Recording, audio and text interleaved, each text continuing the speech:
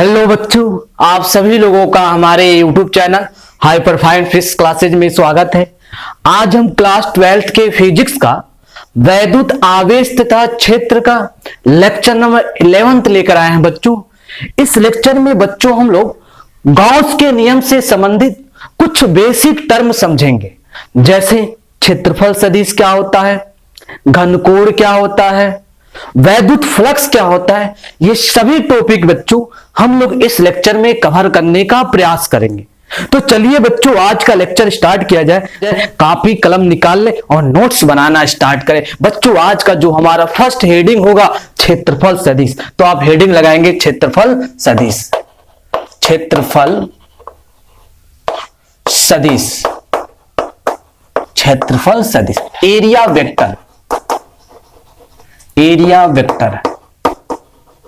समझे बच्चों कि एरिया वेक्टर क्या होता है, यानी क्षेत्रफल सदिश क्या होता है। हालांकि भौतिकी के अधिकांश संकल्पनाओं में बच्चों जो क्षेत्रफल है वह एक अदिश राशि के जैसा व्यवहार करता है, लेकिन जब हम वैद्युत फ्लक्स को डिफाइन करते हैं बच्चों, वहां पर हम क्षेत्रफल को एक सदिश मानते हैं, क्योंकि वहां पर क्षेत्रफल की दिशा हमें बतानी पड़ती है बच्चों। यानी अब हम लोग क्षेत्रफल का सदिश स्वरूप पढ़ेंगे बच्चों।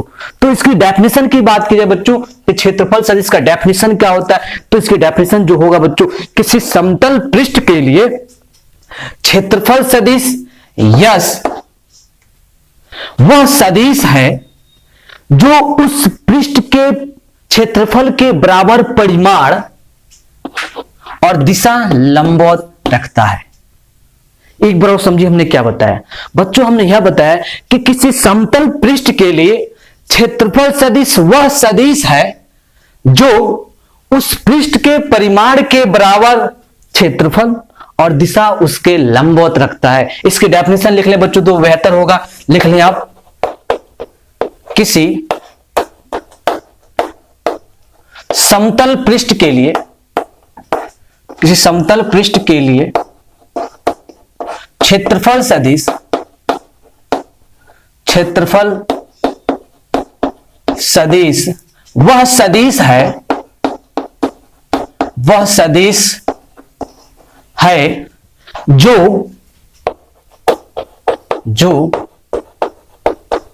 परिमाण पृष्ठ के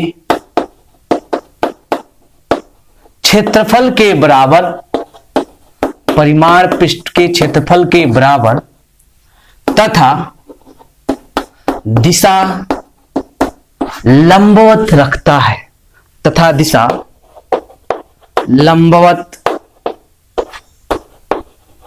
रखता है।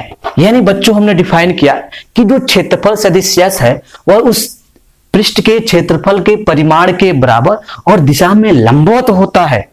जैसे मान लीजिए बच्चों कि मेरे पास एक कोई समतल पृष्ठ है और इसका क्षेत्रफल क्या है यस, ठीक है बच्चों। अब इस समतल पृष्ठ के लिए हमें डिफाइन करना है क्षेत्रफल सदिश। अब बच्चों इस समतल पृष्ठ की दो दिशाएं हो सकती है, एक लंबवत इसके ऊपर की तरफ, दूसरा लंबवत इसके नीचे की तरफ। निर्भर करता है कि बच्चों आप क्षेत्रफल सदिश किस ओर डिफाइन कर रहे हैं, क्या आप ऊपर डिफाइन कर रहे हैं कि नीचे।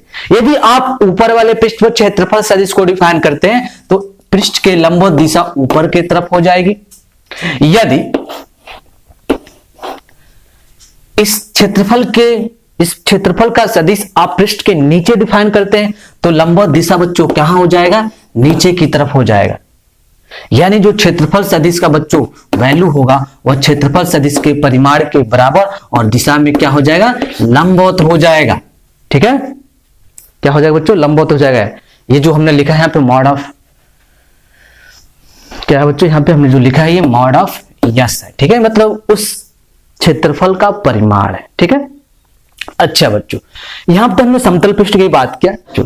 जरूरी तो है नहीं कि आपको हर बार बच्चों समतल ही पृष्ठ मिले। मान लीजिए आपको कोई बंद पृष्ठ मिल जाए, वक्रित पृष्ठ मिल जाए, उसके लिए आप क्षेत्रफल सदिश कैसे डिफाइन करेंगे। जैसे मान लीजिए मेरे पास कोई इस प्रकार का बंद पृष्ठ है और इसका सरफेस एरिया जो बच्चों यस है। ठीक है, तो इसको तो आप समतल पृष्ठ नहीं मान सकते हैं, लेकिन बच्चों हम इस पृष्ठ को मानकर यह चल सकते हैं कि यह तमाम छोटे छोटे क्षेत्रफल अवयवों से मिलकर बना हुआ है। एक मान लीजिए छोटा सा अवयव बच्चों हम यहां ले लेते हैं ds। यह क्षेत्रफल अवयव इतना छोटा है बच्चों कि इस पूरे पृष्ठ की तुलना में उसको समतल माना जा सकता है। जब उसको समतल मानेंगे बच्चों तो जो उसकी दिशा होगी, उसका जो क्षेत्रफल सदिश होगा वह इस पृष्ठ के लंबवत बच्चों हो जाएगा, कहां, ऊपर के तरफ। यानी इसके लिए बच्चों जो क्षेत्रफल सदिश होगा वह क्या हो जाएगा, ds बाई एन कैप हो जाएगा। इसके लिए यह क्षेत्रफल सदिश हो जाएगा बच्चों। ठीक है, ये तो बच्चों ये जो बातें थी बेसिक क्षेत्रफल सदिश क्या होता है ये हमने समझा। उम्मीद करते हैं कि आपको ये समझ में आया होगा।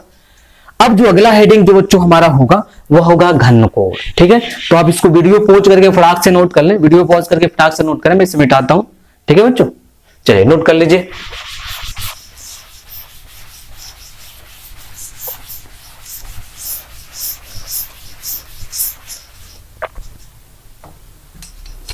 हाँ बच्चों, अब जो हमारा अगला हेडिंग होगा बच्चों वो होगा घनकोण। आप हेडिंग लगाएंगे घन कोण। ठीक है बच्चों, सॉलिड एंगल, सॉलिड एंगल। समझे बच्चों कि सॉलिड एंगल क्या होता है। हालांकि बच्चों जो घनकोण होता है वह एक 3 डायमेंशनल कॉन्सेप्ट पर आधारित है बच्चों, उसको हम लोग समझेंगे। ठीक है, लेकिन उसको समझने से पहले बच्चों थोड़ा हम चर्चा कर ले कि समतल कोण क्या होता है। हालांकि समतल कोण के बारे में बच्चे आप जानते हैं कि किसी वृत्त के चाप द्वारा उसके केंद्र पर बना कोण समतल कोण कहलाता है। मान लें वृत्त का चाप हमारा बच्चों AB है और इसका केंद्र O है और इसकी त्रिज्या R हो और इसका जो चाप की लंबाई डेल्टा L हो, तो बच्चों यहाँ पे जो बना हुआ कोण होता है डेल्टा थीटा, इसी को बोलते हैं समतल कोण। यानी किसी वृत्त के चाप द्वारा उसके केंद्र पर बना कोण जो होता है बच्चों समतल कोण होता है। उसको डिफाइन कुछ ऐसे करते हैं, डेल्टा थीटा बराबर कोण बराबर क्या होता है, चाप बटे त्रिज्या। चाप क्या है, डेल्टा L है, और त्रिज्या क्या है बच्चों, स्मॉल l है। डेल्टा L भी लेंथ है, R भी एक प्रकार से लेंथ है। किसमें मेजर करेंगे, मीटर से, तो मीटर से मीटर कट जाएगा। तो डेल्टा थीटा एक डायमेंशन लेस क्वांटिटी है, लेकिन फिर भी बच्चों इसमें किसको मेजर करते हैं, इसमें रेडियन में मेजर किया जाता है इसको, किसमें, रेडियन में। अब बात मान लीजिए हम आपसे पूछ दें कि बताइए इस पूरे वृत्त की वजह से इसके केंद्र पर कितना डिग्री का कोण बनना है, चाहे कितना कोण बनना है। तो मान लीजिए इस वृत्त को यदि हम पूरा ऐसा करें तो कुछ वृत्त ऐसे बनेगा, ये बोलो बच्चों ऐसे बनेगा कि नहीं। अब पूरे वृत्त के वजह से कितना कोण बनना है बच्चों वह आपसे पूछा जा रहा है। तो क्या हो जाएगा, पूरे वृत्त के वजह से मान लेते हैं क्या, थीटा मान लेते हैं इसके। ठीक है बच्चों, क्या हो जाएगा, कोण बराबर चाप बटे त्रिज्या से। अब देखिए इस पूरे वृत्त को मान सकते हैं ऐसे तमाम छोटे छोटे चापों से मिलकर बना है, delta L delta L delta L, तमाम ऐसे ही छोटे छोटे चापों से मिलकर बना हुआ। सबको जोड़ दें बच्चों तो पूरे इस चाप की मतलब पूरे इस वृत्त की लंबाई मिल जाएगी, क्या मिल जाएगी, स्मॉल है, और त्रिज्या क्या बच्चों, R है। अब बच्चों ये जो वृत्त की लंबाई है वह किसके बराबर है, वृत्त की परिधि के बराबर। वृत्त की परिधि क्या होता है बच्चों, 2 पाई R होता है। नीचे R है, R से R कट जाएगा, क्या हो जाएगा, 2 पाई हो जाएगा। यानी बच्चों थीटा बराबर क्या आ गया, 2 पाई रेडियन आ गया। क्या आ गया, 2 पाई रेडियन। ठीक है, लेकिन बच्चों हमारा मुद्दा इस समतल कोण को समझना नहीं है, हमें तो समझना है घनकोण को। ठीक है, तो समझे बच्चों घनकोण क्या होता है, इसे हम मिटाते हैं। ये ज्यादा इंपॉर्टेंट नहीं है बच्चों, हमारा तो मेन मुद्दा था घनकोण को समझाना। लेकिन जब आपको यदि समतल कोण समझ में आ गया होगा तो घनकोण भी जरूर समझ में आएगा बच्चों। देखते रहिए बस आप। मान लीजिए कि मेरे पास कोई एक गोला है, ठीक है बच्चों, और जिसकी त्रिज्या, जिसकी केंद्र जो है वो है, जिसका केंद्र क्या है बच्चों वो है, और इस गोले का सरफेस एरिया बच्चों S है, और इस गोले का बच्चों त्रिज्या क्या है, स्मॉल r मान लेते हैं। ठीक है, और इस गोले पर एक हम पृष्ठीय अवयव लेते हैं बच्चों यहां पर। ठीक है, एक बच्चों यहां पे क्षेत्रफल अवयव ले लेते हैं ds। क्या ले लेते हैं, ds। तो इस क्षेत्रफल अवयव के द्वारा बिंदु O पर बना कोण शंकुकोण कहलाता है। यानी इसको हम यहां से मिला दें और इसको यहां से मिला दें बच्चों, तो यहां पे बच्चों जो एंगल बन रहा है यहां पे इन दोनों रेखाओं के बीच में इसी एंगल को बोला जाता है घन कोण बोला जाता है। इस फिगर को बाहर निकाल के समझाने का प्रयास करते हैं हम। देखिए ये शंकु के शेप का है ना बच्चों, चलिए इसको बाहर निकाला जाए, ठीक है। चलिए कुछ ऐसे फिगर है, ऐसे शंकु के शेप का है बच्चों, ठीक है। त्रिज्या बच्चों क्या है, आर है। इसका केंद्र बच्चों यहां पे, ठीक है।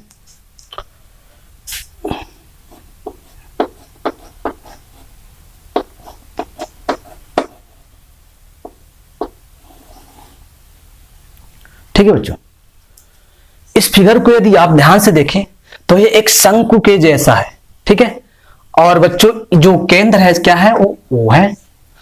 और ये जो छोटा सा जो पृष्ठीय क्षेत्रफल है वो क्या है, डेल्टा ds है। क्या है, ds है। तो हमने यह बताया कि इस पृष्ठीय क्षेत्रफल के द्वारा केंद्र पर बना अंतरित कोण घन कोण कहलाता है। यानी इस पृष्ठीय अवयव के द्वारा बिंदु O पर जो बच्चों कोण बन रहा है, यहां पे ये जो कोण बन रहा है यहां, इसी कोण को बोलते हैं घन कोण। घन कोण को बच्चों ओमेगा से दिखाया जाता है, क्योंकि बहुत छोटा सा बनना है तो दिखा दे डी ओमेगा, ठीक है। यानी इस पृष्ठीय अवयव के द्वारा, चाहे इसकी डेफिनेशन आप ऐसे लिख सकते हैं कि किसी गोले के पृष्ठीय अवयव द्वारा उसके केंद्र पर बना कोण घन कोण कहलाता है। बच्चों इसकी डेफिनेशन आप लिख लें, क्या हो जाएगा, इससे किसी गोले के पृष्ठीय अवयव द्वारा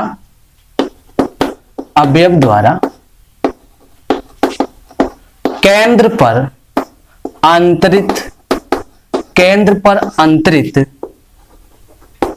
कोण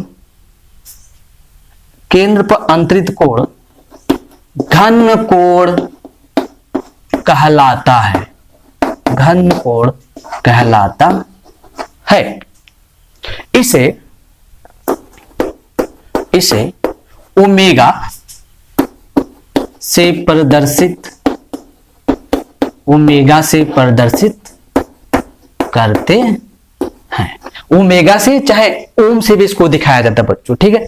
तो हमने क्या बताया, हमने बताया कि इस गोले के पृष्ठीय अवयव द्वारा, ये पृष्ठीय अवयव है कि नहीं, छोटा सा जो ds हमने निकाला है बच्चों, ये पृष्ठीय अवयव द्वारा गोले के केंद्र पर बना कोण, यानी बच्चों ये जो कोण बना हुआ है यहां पे, गोले के केंद्र पर बना कोण शंकु को, गोले के केंद्र पर बना कोण घन कोण कहलाता है बच्चों। इसके बहुत सारे एग्जाम्पल आप देख सकते हैं। जैसे आपने देखा होगा जो बर्थडे वाला बॉय होता है, जो केक काटता है, उसके सर पे जो कैप होती है जो शंकु के शेप की होती है, देखे हैं ना, कुछ शंकु के शेप में ऐसे होती है बच्चों। तो जो बच्चों यहां पे एंगल बन रहा है, इसी एंगल को बोलते हैं घन कोण। क्या बोलते हैं, इसी एंगल को घन कोण बोलते हैं। बहुत सारे एग्जाम्पल देखे होंगे बच्चों ऐसे। जैसे आपने बचपन में कुल्फी वाली आइसक्रीम तो खाया ही होगा, उसके जो निचले पार्ट पे जो एंगल बनना है बच्चों, उसी एंगल को बोला जाता है घन कोण। ऐसे समझिए। हाँ, मान लीजिए बच्चों ये सीधी रेखा है और कुछ एंगल बनाती हुई रेखा है, और इस रेखा को हम पूरा राउंड कर दें ऐसे सभी दिशाओं से ऐसे, तो बच्चों जो फिगर बनेगा कुछ ऐसे बनेगा, ऐसे बनेगा कि नहीं। तो इसके बीच में जो बच्चों कोण बनना है यहाँ पे बीच में, इसी कोण को बोला जाता है घन कोण। क्या बोलते हैं, घन कोण। अब उम्मीद करते हैं कि आपको घन कोण समझ में आ गया होगा बच्चों। अब समझे कि घन कोण को कैसे डिफाइन करते हैं, उसको डिफाइन किया जाए, यानी डी ओमेगा को कैसे डिफाइन करते हैं वो हम करते हैं, ठीक है। तो जो बच्चों डी ओमेगा होता है, यदि बिंदु O और इस पृष्ठीय क्षेत्रफल का जो केंद्र है, पृष्ठीय क्षेत्रफल के केंद्र को मिलाने वाली रेखा इस पृष्ठीय क्षेत्रफल पे लंबवत हो, तो जो डी ओमेगा होता है ds बाई आर स्क्वायर होता है। क्या होता है, ds बाई आर स्क्वायर। एक बार और समझिए हमने क्या बताया, ये बहुत जरूरी है। हमने यह बताया कि यदि बिंदु O और पृष्ठीय अवयव के, देखिए एक बार समझिए हमने क्या बताया। हमने बताया कि यदि बिंदु O और पृष्ठीय अवयव क्षेत्रफल के केंद्र को मिलाने वाली रेखा इस क्षेत्रफल पे लंबवत हो, एक्चुअल लंबवत है, देखिए पृष्ठ कैसे है ये पृष्ठ ऐसे गोल है, ठीक है, और उस पर देख रहे हैं कि ओ और आर को मिलाने वाली रेखा क्या लंबवत है। तो यदि वह रेखा उस पर लंबवत हो तो डी ओमेगा को ds बाई आर स्क्वायर से डिफाइन किया जाता है। चाहे इसको ऐसे कहिए चाहे ऐसे बोलिए, बिंदु O और इस अवयव क्षेत्रफल के केंद्र को मिलाने वाली रेखा क्षेत्रफल सदिश की दिशा में हो। अच्छा बच्चों बताइए इसका क्षेत्रफल सदिश किधर होगा, इसी के दिशा में होगा कि नहीं। ये जो इमेज है, इस मान लीजिए जो ये गोल वाला राउंड है, ऐसे कैसे, ये ऐसे है, ठीक है, तो इसकी दिशा बाहर की तरफ होगी कि नहीं, ऐसे ऐसे इसकी दिशा होगी बच्चों, यानी ds ऐसे होगा। तो देखिए हमने क्या बताया, हमने यह बताया कि यदि बिंदु O और क्षेत्रफल अवयव के केंद्र को मिलाने वाली रेखा क्षेत्रफल सदिश के दिशा में हो तो जो डी ओमेगा यानी जो घनकोण होता है ds बाई आर स्क्वायर होता है। ठीक है बच्चों, यह होता है। लेकिन जरूरी नहीं है कि बच्चों आपको हर जगह ऐसा ही समतल पृष्ठ मिले। मान लीजिए कि आपके पास एक समतल पृष्ठ ऐसा हो और इसका जो केंद्र बिंदु वो यहां पर हो और ds से अवयव बच्चों यहां पे हो, ठीक है, और इस पृष्ठीय क्षेत्रफल का जो केंद्र बिंदु है और बिंदु O से मिलाने वाली जो रेखा है बच्चों वह ऐसे है, ठीक है, सीधा है ना, हाँ ठीक है, ऐसे है, ठीक है। अब देखिए बिंदु O और इस अवयव क्षेत्रफल के केंद्र को मिलाने वाली रेखा क्षेत्रफल सदिश के दिशा में नहीं है, क्यों। अच्छा बच्चों यह बताइए कि इस इमेज का, ये जो इमेज है यहां पे, मतलब ये जो हमने समतल लिया है बच्चों, इस समतल का क्षेत्रफल सदिश किधर होगा, पृष्ठ के लंबवत बाहर क्यों, ऐसे सदिश है, ऐसे ऐसे गोल सा है, दिशा कहां होगा, लंबवत बाहर की तरफ, कहां होगा, लंबवत बाहर, यानी इसकी दिशा कहां होगी बच्चों, वह ds इधर होगा। बोलो हुआ कि नहीं, बिल्कुल होगा, इसके लंबवत बाहर की तरफ होगा। लेकिन बच्चों बिंदु O और इस अवयव क्षेत्रफल के केंद्र को मिलाने वाली रेखा तो इधर जा रही है, इधर जा रही है, वह इधर जा रही है, इससे थीटा एंगल बनाते हुए इधर जा रही है। तो बच्चों इसके लिए डी ओमेगा कैसे डिफाइन करें, कैसे डिफाइन करें। यहां पर तो हम देख रहे हैं कि बिंदु O और इस अवयव क्षेत्रफल के केंद्र को मिलाने वाली रेखा क्षेत्रफल सदिश के दिशा में है ही नहीं।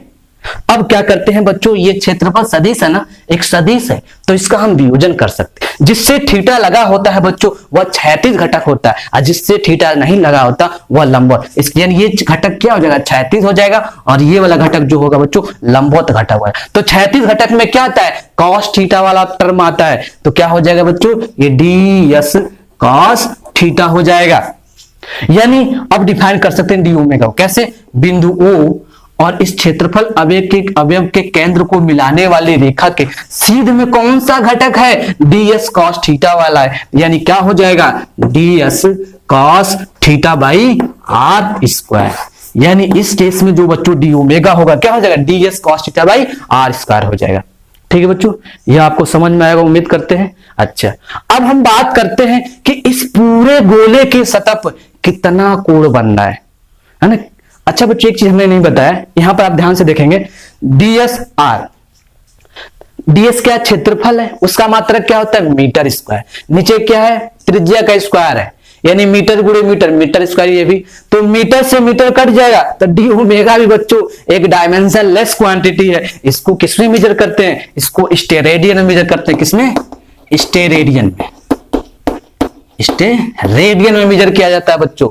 ठीक है, अब हमारा मुद्दा है, मतलब हमारा बात अब बच्चों हम समझते हैं कि इस पूरे गोले के वजह से इसके केंद्र पर कितना कोण बनेगा। ठीक है, मतलब कितने स्टेरेडियन का कोण बनेगा। ठीक है, तो चलिए तो मान लीजिए इस पूरे वृत्त को ऐसे ही तमाम ds अवयवों को जोड़ दिया जाए तो पूरे इस गोले का क्या मिल जाएगा, क्षेत्रफल मिल जाएगा। तो संपूर्ण वृत्त के लिए क्या हो जाएगा बच्चों, यहां पर मैं नीचे डिफाइन कर देता हूं, संपूर्ण वृत्त नहीं गोला है ना, गोला है ये। ठीक है, संपूर्ण गोले के कारण केंद्र पर कोण, केंद्र पर बना कोण है ना, केंद्र पर बना कोण क्या हो जाएगा बच्चों, कोण डी ओमेगा इसके लिए ना, यानी क्या हो जाएगा, ओमेगा हो जाएगा। फाइनल पूरे गोले के वजह से बता रहे तो ओमेगा। अब क्या हो जाएगा, इस पूरे गोले का क्षेत्रफल क्या हो जाएगा, ds ds सबको जोड़ दे तो पूरे गोले का क्या मिलेगा, क्षेत्रफल मिलेगा। और नीचे क्या हो जाएगा, r का स्क्वायर। अब बच्चों इस गोले की त्रिज्या क्या है, r है, तो गोले का क्षेत्रफल क्या जानते हैं आप, 4 पाई r स्क्वायर। ये होता है 4 पाई r स्क्वायर। ये बच्चों r है 4 पाई r स्क्वायर, नीचे r स्क्वायर है, r स्क्वायर से r स्क्वायर क्या आ जाएगा, कैंसिल हो जाएगा, यानी क्या आ जाएगा, आ जाएगा 4 पाई स्टेरेडियन। स्टेरेडियन यानी बच्चों इस पूरे गोले के वजह से जो केंद्र पे कोण बनेगा वो 4 पाई स्टेरेडियन का बनेगा। ठीक है बच्चों, तो ये घनकोण की बात रही बच्चों। उम्मीद करते हैं कि आपको घनकोण समझ में आ गया होगा। ठीक है, अब हमारा जो अगला हेडिंग होगा वह होगा वैद्युत फ्लक्स। तो बच्चों वीडियो को पॉज करके फटाक से हम नोट कर लें इसे। ठीक है, हम इसे मिटाते हैं।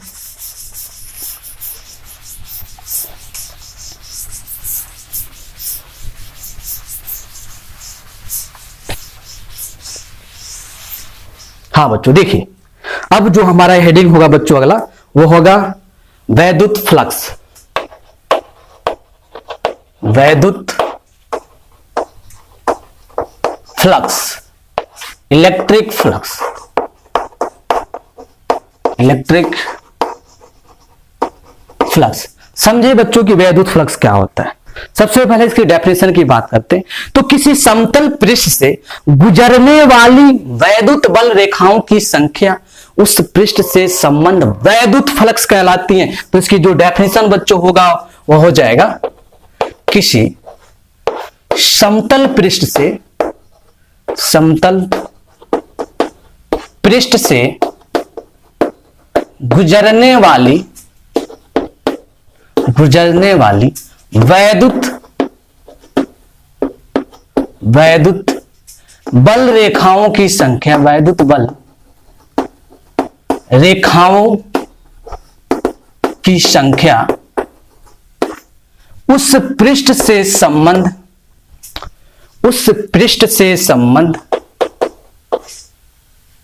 वैद्युत फ्लक्स कहलाती। उस पृष्ठ से संबंध छोड़ दिए हम, उस पृष्ठ से संबंध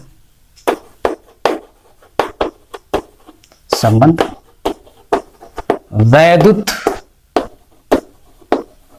फ्लक्स कहलाती हैं, चाहे कहलाता है, क्या कहलाता है, वैद्युत फ्लक्स कहलाता है। एक बार और समझे हमने क्या बताया। हमने यह बताया बच्चों किसी समतल पृष्ठ से गुजरने वाली वैद्युत बल रेखाओं की संख्या उस पृष्ठ से संबंध वैद्युत फ्लक्स कहलाती। इसे फाई से प्रदर्शित करते, इसे फाई से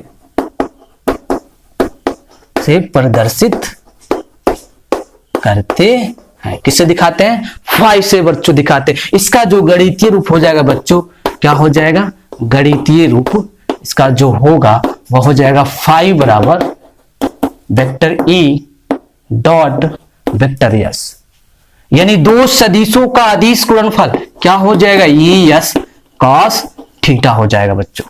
इसका ये गणितीय रूप हो जाएगा बच्चों। इस गणितीय रूप से भी आप वैद्युत फ्लक्स की एक परिभाषा लिख सकते हैं। क्या बनेगा परिभाषा है इस गणितीय रूप से, तो एक समान वैद्युत क्षेत्र में किसी समतल पृष्ठ से गुजरने वाला वैद्युत फ्लक्स वैद्युत क्षेत्र की तीव्रता कैपिटल ई वह क्षेत्रफल सदिश के अदिश गुणनफल के बराबर होता है।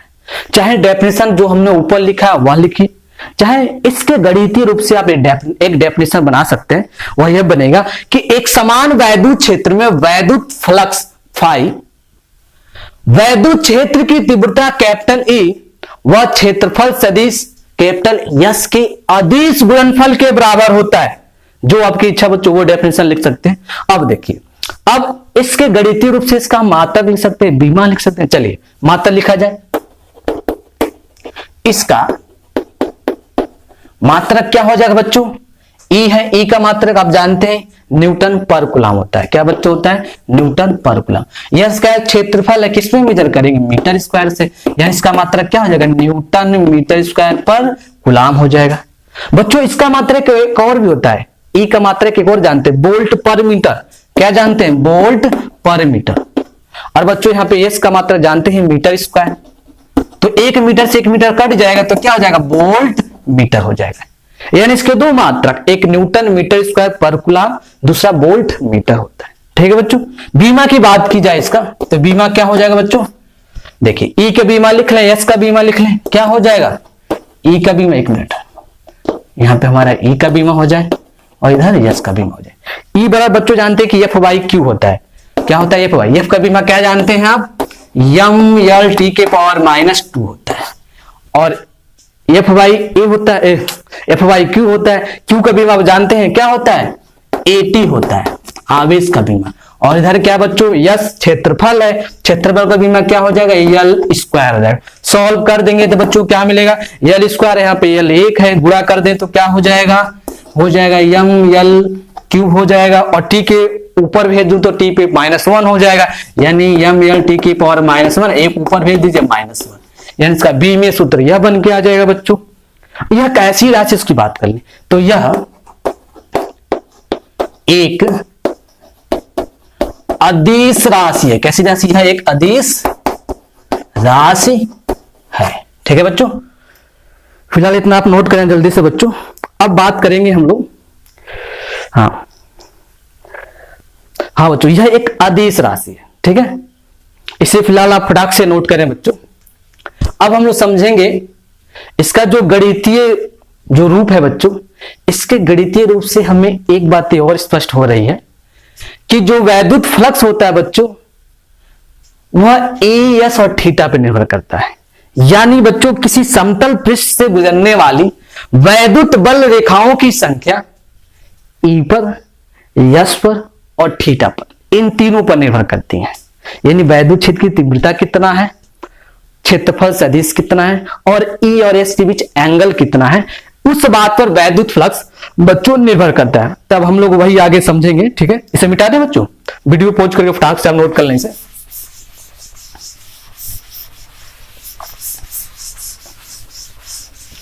हाँ बच्चों, हम इसके गणितीय व्यंजक से यह बातें स्पष्ट कर चुके हैं कि जो वैद्युत फ्लक्स होता है बच्चों, वह 3 कारकों पर निर्भर करता है। वैद्युत क्षेत्र की तीव्रता, 3 कारकों पर निर्भर करता है वैद्युत क्षेत्र की तीव्रता, दूसरा क्षेत्रफल सदिश, और तीसरा बच्चों ई व यस के बीच कोण पर। ठीक है बच्चों, मतलब ई और यस के बीच कितना डिग्री का कोण है, इस बात पर वैद्युत फ्लक्स चाहे बल रेखाओं की संख्या निर्भर करती है। ठीक है बच्चों, चलिए तो अब समझे कि बच्चों किस केस में वैद्युत फ्लक्स मैक्सिमम होगा और किस केस में वैद्युत फ्लक्स मिनिमम होगा। ठीक है, तो मान लीजिए मेरे पास एक समान वैद्युत क्षेत्र, यह है एक समान वैद्युत क्षेत्र। ठीक है बच्चों, और इस एक समान वैद्युत क्षेत्र में एक समतल पृष्ठ बच्चों हम लेके जाते हैं, और उस समतल पृष्ठ को इस वैद्युत क्षेत्र के लंबवत ऐसे रखते हैं। वैद्युत क्षेत्र ऐसे और पृष्ठ को कैसे रखेंगे, ऐसे लंबवत रखेंगे बच्चों। ठीक है, तो पृष्ठ को हम क्या करते हैं, लंबवत रख देते हैं, ऐसे लंबवत रख देते हैं। यानी वैद्युत क्षेत्र बच्चों हमारा है इस प्रकार, इस दिशा में, और पृष्ठ को ऐसे रखे हैं, और क्षेत्रफल सदिश बच्चों इधर डिफाइन किए, तो दिशा कहां होगी, इसके लंबवत ऐसे इधर होगा कि नहीं। इस क्षेत्रफल की दिशा बच्चों कहां होगी, इधर होगा, मतलब वैद्युत क्षेत्र की दिशा में ही होगा। यानी ई और यस एक ही दिशा में है बच्चों, तो इस केस में जो फ्लक्स बच्चों होगा फाई कितना हो जाएगा, ई यस और कॉस 0।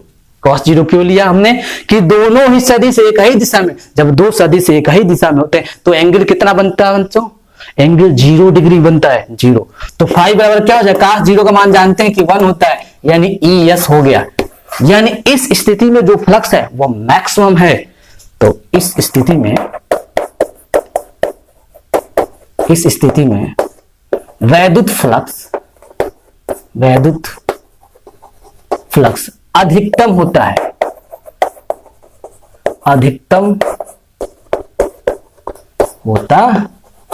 ठीक है बच्चों। इस केस में वैद्युत फ्लक्स जो होता है अधिकतम होता है। अब मान लीजिए बच्चों मेरे पास एक समान वैद्युत क्षेत्र यह है,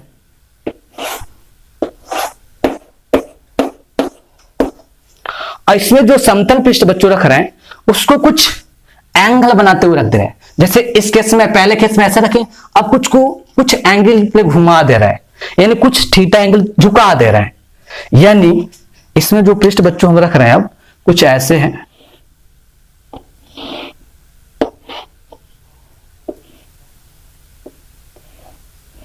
कुछ ऐसे रखा है। यानी वैद्युत क्षेत्र तो बच्चों हमारा इधर है E, और इसका जो दिशा बच्चों है वह इधर है। दिशा मतलब थीटा एंगल इधर बना रहा है, ठीक है बच्चों।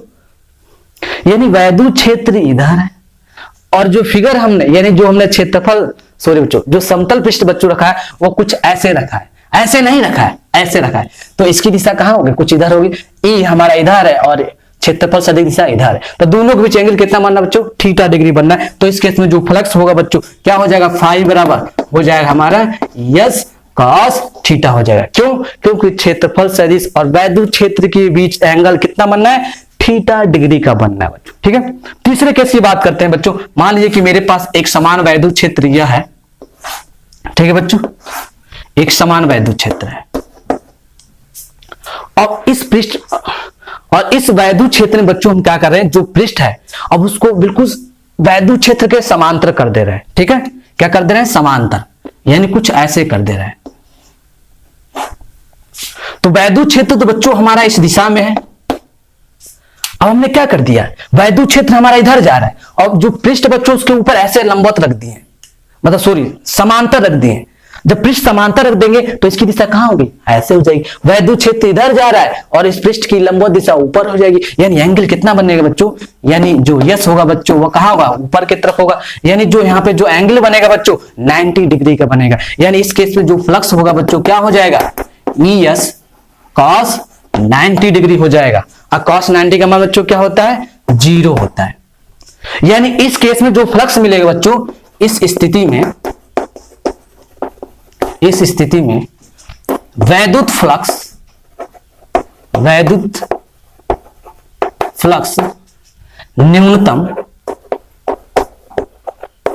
न्यूनतम बोलिए या शून्य बोल दीजिए, ठीक है। न्यूनतम या शून्य होता है, ठीक है बच्चों। इसको हम फील्ड के साथ आपको समझाना चाहते हैं। मान लीजिए मेरे पास, चलिए एग्जांपल देखा।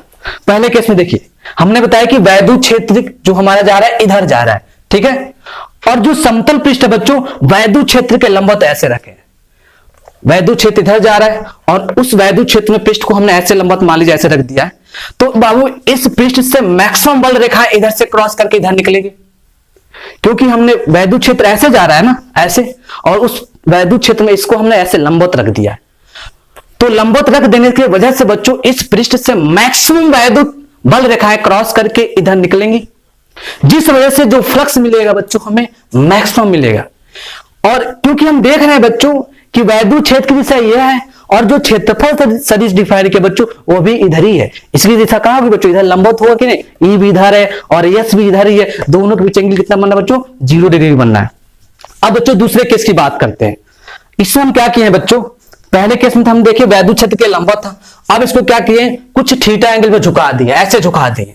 वैद्युत क्षेत्र ऐसे है, अब इसको थीटा डिग्री पे झुका दिया गया। अब बच्चों बताइए इसकी दिशा अब वैद्युत क्षेत्र दिशा में नहीं होगी, अब इसकी दिशा ऐसे हो जाएगी, यानी ऐसे ऊपर की तरफ कुछ जाएगा। यानी ई इधर जा रहा है और वैद्युत क्षेत्र दिशा क्षेत्रफल सदिश दिशा ऐसे जा रहा है, यानी ई और एस के बीच कुछ एंगल बनने लगेगा। यानी इस केस में जो फ्लक्स होगा बच्चों कुछ घट जाएगा, और इस केस में जो एस और ई के बीच एंगल कितना बनना है? थीटा बनना है। तो हमने डिफाइन कर दिया, जो फ्लक्स होगा phi equal to E S cos theta हो जाएगा।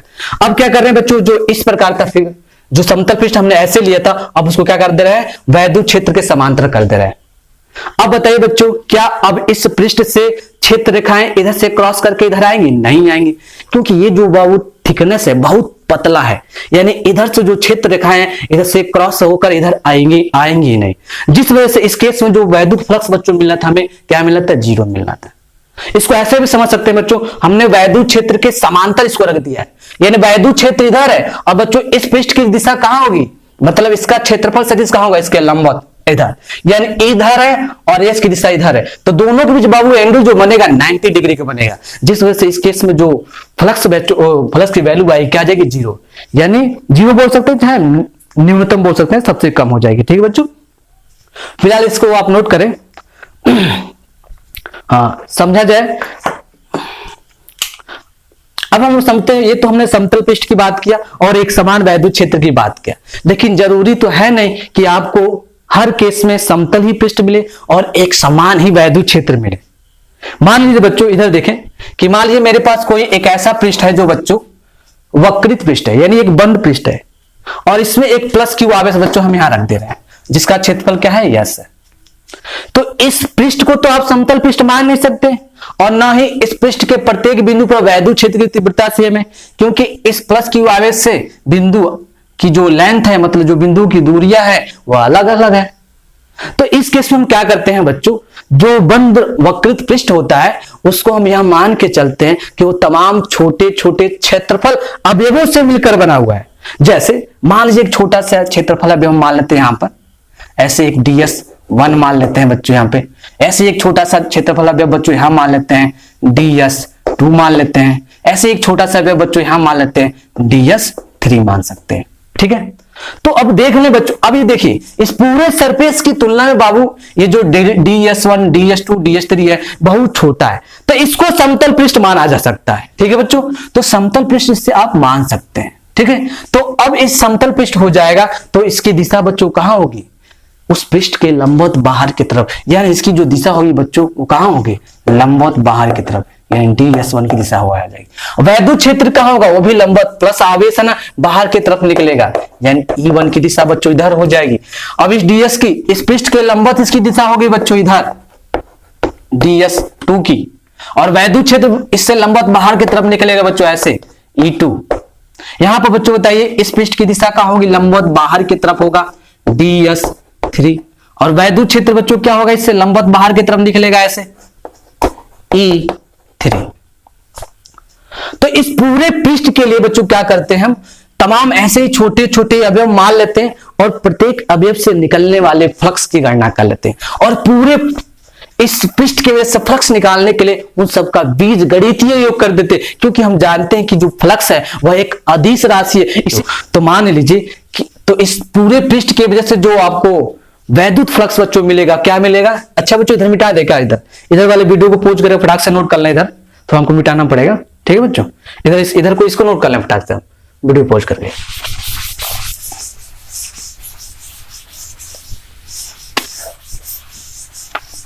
हाँ समझिए, यानी इस पृष्ठ से संबंधित कुल फ्लक्स होगा जो बच्चों पृष्ठ से संबंध, रुकिए, पृष्ठ से संबद्ध कुल फ्लक्स क्या हो जाएगा, फाइव बराबर, इससे मानते हैं φ1 निकलना है, इससे φ2, इससे φ3, यानी सबको हम क्या कर देंगे, बीज गणितीय योग कर देंगे सबका, F3 plus dot so on. तो φ1 का मान कितना होगा बच्चों, E1 DS1 हो जाएगा प्लस E2 DS2 हो जाएगा, इसके लिए क्या हो जाएगा E3 और DS3 हो जाएगा प्लस डॉट सो ऑन। और अवयव हो तो सभी अवयव को जोड़ दीजिए, तो फाइनली इसको हम लिख सकते हैं, इन सभी को जोड़ेंगे तो इसको समेशन रूप में लिख सकते हैं हम लोग ऐसे, E और D यस लिख सकते हैं, यानी सभी का योग क्या कर दिया हमने, योग कर दिया। अब बच्चों मान लीजिए कि ये जो DS है इसको यदि हम डेल्टा एस माने और ये डेल्टा एस बहुत छोटा हो, तो उस डेल्टा एस जब बहुत छोटा हो जाएगा तो वैद्युत क्षेत्र को नियत माना जा सकता है। तो बच्चों ये जो समेशन साइन है यह एक इंटरवल में चेंज हो जाएगा, समाकलन साइन में बदल जाएगा। यदि इसको इधर बताते हैं, ठीक है बच्चों, इधर यदि डेल्टा एस बहुत छोटा, इतना छोटा कि वह जीरो की तरफ वेरी कर रहा हो, है ना, जीरो की तरफ जा रहा हो, बहुत छोटा, मतलब इसलिए यदि डेल्टा एस अत्यंत सूक्ष्म हो तो ये जो समेशन साइन है बच्चों, यह साइन इंटरवल में चेंज हो जाएगा, क्योंकि जब डेल्टा एस बहुत छोटा हो जाएगा उस केस में जो वैद्युत क्षेत्र की तीव्रता हो जाएगी बच्चों वो भी नियत हो जाएगी। ठीक है, तो क्या हो जाएगा, ये हो समेशन साइन जो फ्लक्स बच्चों फाई होगा इस केस में वो हो जाएगा, पूरे सरफेस के लिए फ्लक्स की बात कर रहे हैं बच्चों, क्या हो जाएगा E डी यस हो जाएगा, चाहे इसको ऐसे लिखे चाहे इसको ऐसे लिखे, E D S cos theta. ठीक है बच्चों, तो आपको जिस विधि से चाहे उस विधि से आप वैद्युत फ्लक्स की गणना कर सकते हैं। इस विधि से हम क्या किए, सबसे पहले उस पूरे पृष्ठ को तमाम छोटे छोटे क्षेत्रफल अवयवों में विभक्त किए और प्रत्येक पृष्ठ से निकलने वाले फ्लक्स की गणना कर दिया और उसका बीजगणितीय योग कर दिया। दूसरे केस में हम ऐसे गणना कर सकते हैं, मान लीजिए इसके एक छोटे से भाग से कितना फ्लक्स निकल रहा है वह निकाल लें और इस पूरे पृष्ठ के लिए क्या कर दें, समाकलन कर दें।